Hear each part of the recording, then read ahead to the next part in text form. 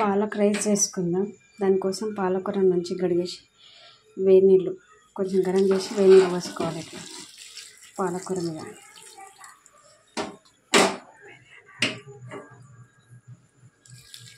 కొంచెం వేడి నీళ్ళు పోసేసుకోవాలి పాలకూర మీద. డైరెక్ట్ పాలకూర గడిగేసేసి వేడి నీళ్ళలో కొంచెం పెట్టేయాలి. ఇది ముందే నేను కట్ చేసి పెట్టుకున్నాను కాబట్టి పాలకూర ఇట్లా కొన్ని వేడి నీళ్ళు పోసేస్తుంది.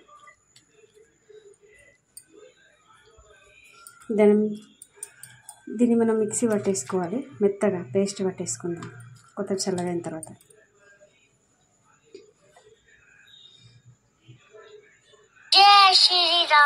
కొద్దిసేపు ఇట్లానే వదిలేద్దాం వేడి నీళ్ళల్లో. అంటే దీనికి ఉన్న పచ్చి వాసన అంతా వెళ్ళిపోయిన తర్వాత మిక్సీ పట్టేసుకుందాం. కొంచెం వేడి నీళ్ళల్లో ఉంటే దీనికి ఉన్న వాసన స్మెల్ అంతా వెళ్ళిపోతుంది. ఎందుకంటే రైస్ అంతా పాలకూర స్మెల్ వస్తుంది. అందుకే వేడి నీళ్ళు వేస్తే స్మెల్ అంతా వెళ్ళిపోతుంది. కొద్దిసేపు ఇలాగ ఒక 5 minutes అలా వదిలేద్దాం.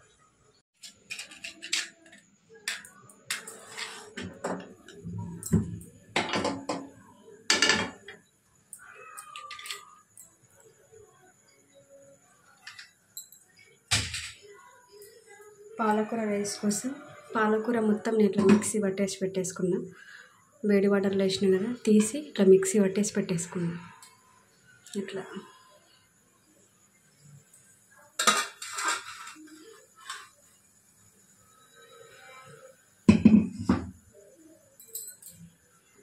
కొంచెం హీట్ అయిన తర్వాత ఒక్కొక్కటి వేస్తా. బాగా హీట్ అయింది.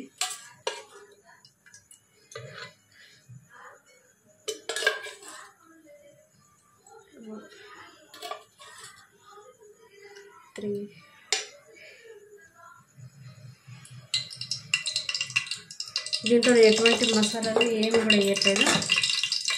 ఓన్లీ పాలకూరతోనే చేస్తుంది. బాగా హీట్ అయిన తర్వాత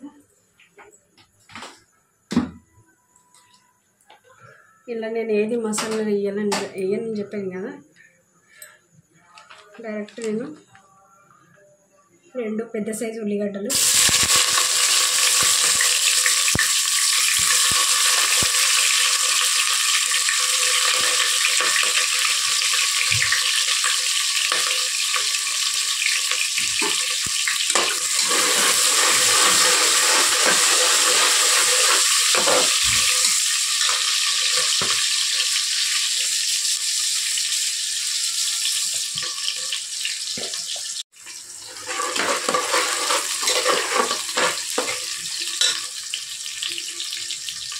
పది 15 ఉంటాయి పచ్చిమిర్చిలు. 10 ఉంటాయి ఖచ్చితంగా. నేను ఇంకా కారం వేయట్లేదు, ఓన్లీ పచ్చిమిర్చి మాత్రమే. అంటే కొయ్యలు కూడా కొయ్యలేదు, పచ్చిమిర్చి ఎట్లనే అట్లా వేసేసిన పచ్చిమిర్చి.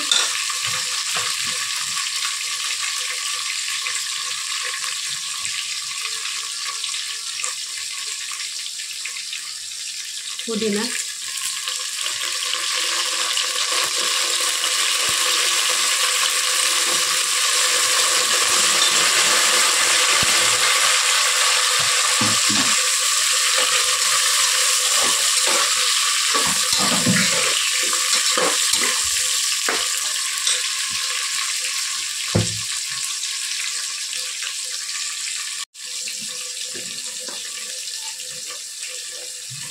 కొంచెం పసుపు,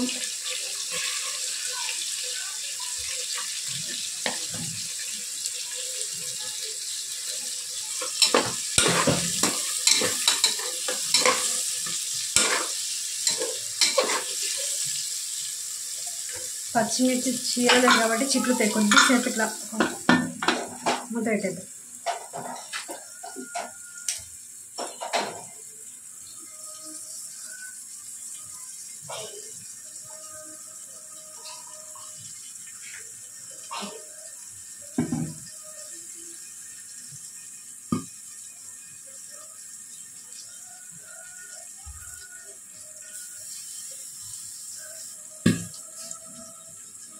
పచ్చిమిర్చి చీరేస్తేనేమో పట్పట్టనే చీరకుండా కారం ఎక్కువైపోతుందేమో అని చెప్పేసి అట్లా వేసినాను నేను. అంటే అన్నం మంచిగా పెట్టుకొని తిన్నా కానీ మంచిగా ఉంటుందని అట్లనే వేసేసాం.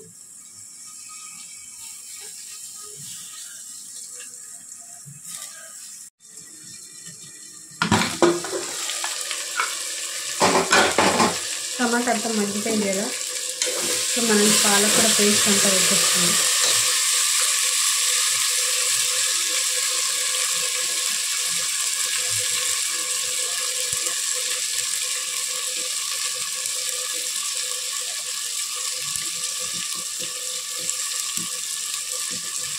లాస్ట్ మనం ఇదే జాడిగా కొన్ని వాటర్ వేసుకొని నీళ్ళు పోసేద్దాం.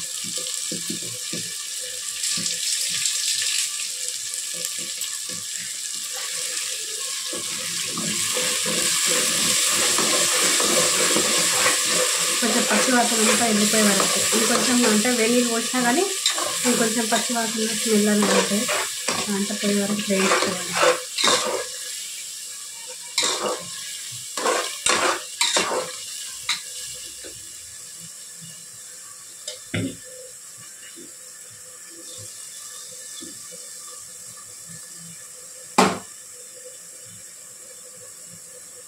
కొంచెం మూత పెట్టేద్దాం.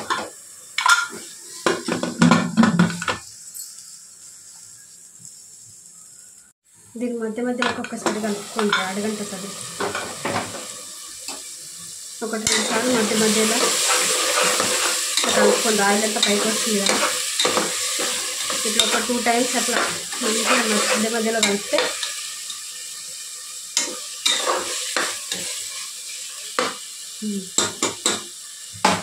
మళ్ళీ కొంచెం పెట్టాలి. ఇంకొంచెం ఆయిల్ పైకి రావాలి.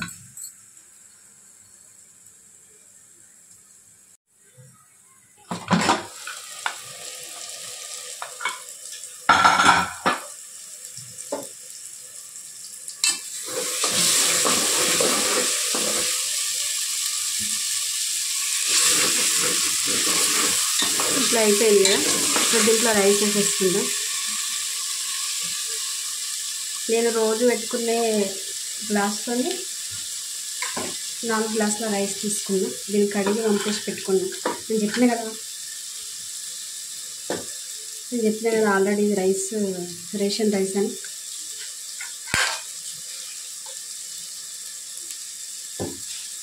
ఇది రేషన్ రైస్. ఇది ఇట్లా ఉంటే ఏదైనా ఉండదంతా వేసేసుకుందాం మొత్తం రైస్ అంతా.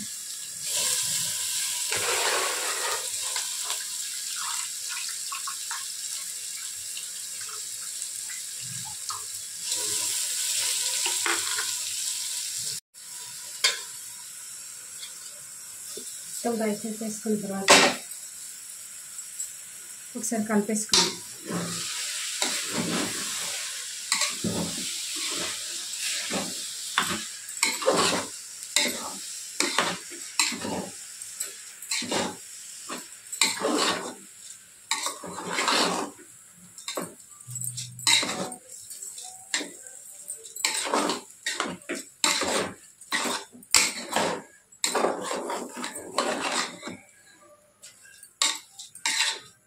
అదంతా కలిసిపోయిన తర్వాత కొంచెం పుదీనా మిగిలింది ఇదే జల్లెడ పెట్టేసుకొని పెద్ద 4 చెక్కల నిమ్మకాయ, 2 నిమ్మకాయల్ని పిండేసుకోండి.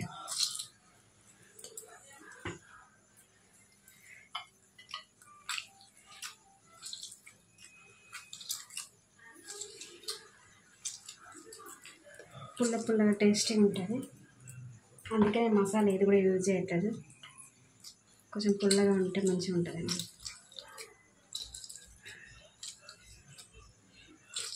వేసుకోవచ్చు మీరు, ఇష్టం ఉన్న వాళ్ళు మసాలా వేసుకుంటే. ఊరికే మసాలా ఫుడ్ మంచిగా ఉండదని నేను వేయట్లేదు అంతే.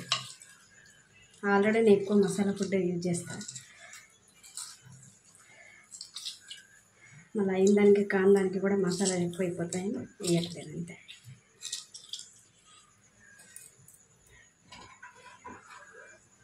ఇట్లా 4 పచ్చళ్ళు నిమ్మకాయలు పిండేసేసుకున్నాను నేను.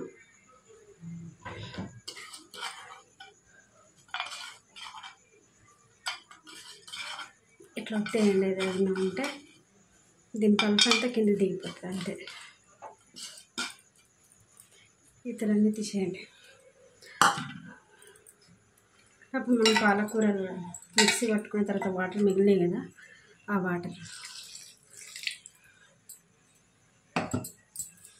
మీకు నచ్చితే క్యారెట్, బీట్రూట్, బీన్స్ అట్లాంటివి బఠానీ ఉంటే వేసేసుకున్న దగ్గర అవి ఏవి లేనప్పుడు అందుకే వేయలేదు. ఉంటే మాత్రం కష్టంగా వేస్తాను.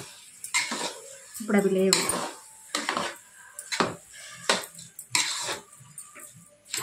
నేను ముందే ఎందుకు రైస్ చేసేసిన అంటే కొంచెం పుల్లలు ఇట్లా మెతుకు అంటుకోకుండా మంచిగా వస్తాయి అన్నట్టు.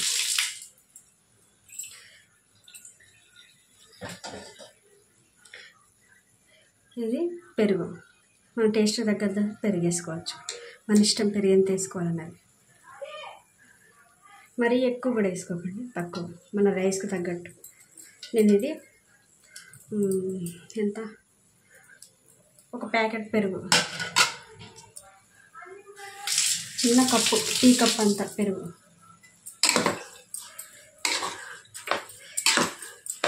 ఇందులో మొత్తం కలిపేసినాం కదా.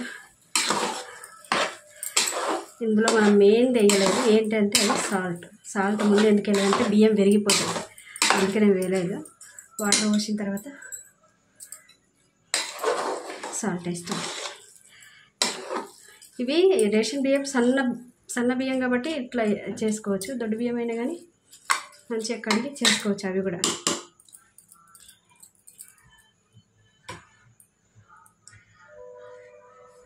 కొద్దిసేపు మూత పెట్టేద్దాం. దీనికి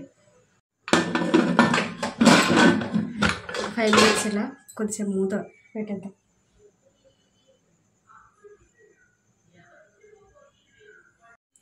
ఈ గ్లాస్తో నేను 4 గ్లాసుల సగం తీసుకున్న బియ్యం, ఈ గ్లాస్తో కొలతతో వాటర్ బోగన్లో పోసుకున్నా. అవే వాటర్ నేను పోస్తాను. కోపిన రైస్ కాబట్టి తొందరగా ఉడుకుతుందని కొంచెం తక్కువ పోసుకుంటా వాటర్. మీరు సన్న బియ్యం అయితేనేమో అవి కొంచెం ఎక్కువ మనం కొలతలు బట్టి పోసుకుంటాం. 4 గ్లాసులకి 8 గ్లాసుల వాటర్ అట్లా అది పోసుకోండి. నాకు రేషన్ బియ్యం తెలుసు కాబట్టి కొంచెం తక్కువే పోసుకుంటా.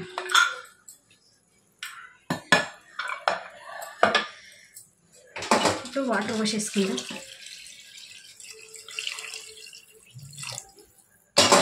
దీన్ని ఒకసారి కలిపేయాలి.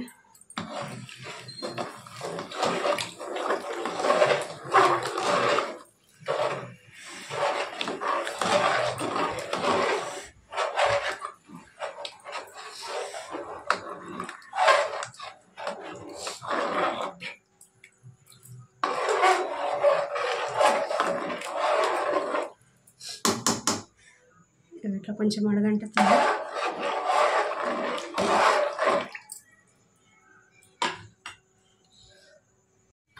వాటర్ పోసేసుకున్నాం కదా, కొంచెం పొయ్యి పెద్ద పెట్టేసుకొని మనం దానికి తగ్గట్టు సాల్ట్ వేసుకుంటాం. నేను పాలకూరలో ఏం సాల్ట్ వేయలేదు, రైస్కు సరిపడా సాల్ట్ వేసుకుంటున్నా.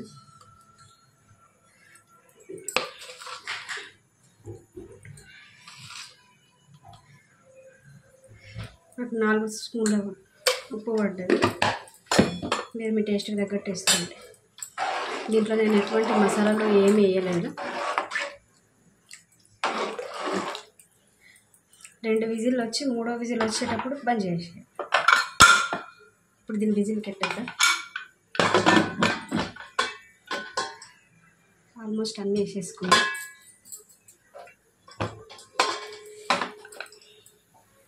ఓకే, పెద్ద పెట్టేసుకుందాం.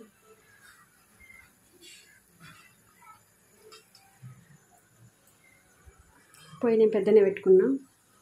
3 విజిల్స్ అంటే 2 వచ్చి 3వది వచ్చేలోపు ఆపేయాలి.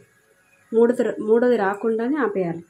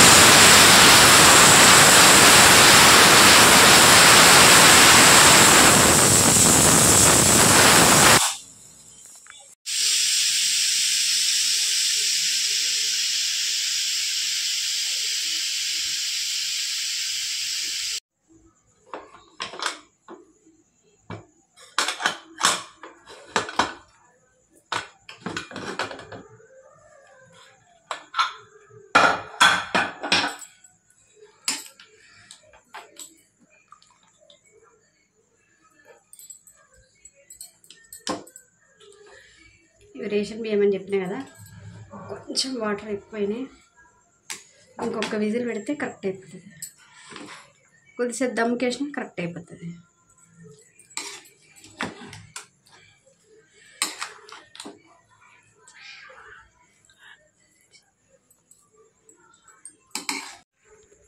కొంచెం కొత్తిమీర వేసేసుకొని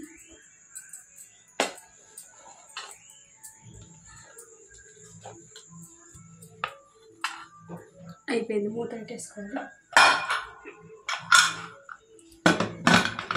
ఆ పైకి వచ్చిన వాటర్తో ఈ కోపిన్ రైస్ బియ్యం కరెక్ట్ అయిపోతుంది. మామూలు రైస్కి అయితే వాటర్ మిగిలాయి.